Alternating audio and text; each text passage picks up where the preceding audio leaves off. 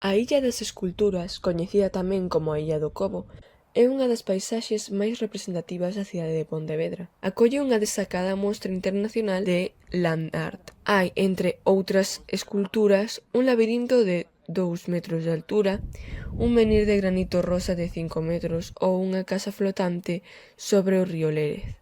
Ata 1997, o espazo permaneceu en estado silvestre e foi en 1999 cando se levou a cabo o proxecto, coa creación de obras de arte contemporánea por parte de 12 artistas de renome internacional.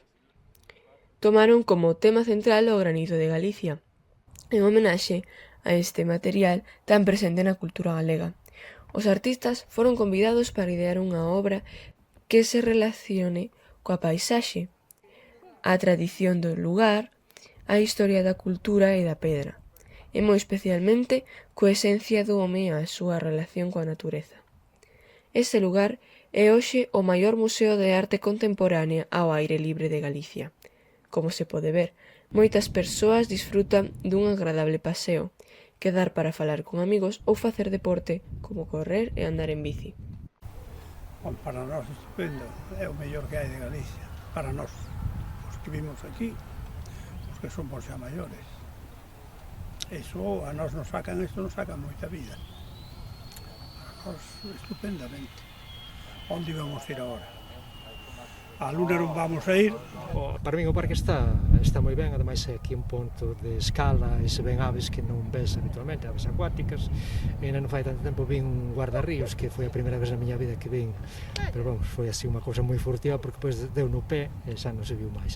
E quanto ao entorno do parque, a verdade que está moi ben, e vir pasear aquí, a verdade que é un gosto. Con todo, 26 anos despois da súa inauguración, o lugar non está nas mesmas condicións. Se observamos con detalle, podemos ver lixo polos seus arredores, pintadas nalgunhas das esculturas ou unha deterioración na contorna, o que empeora a experiencia de camiñar por este espazo natural.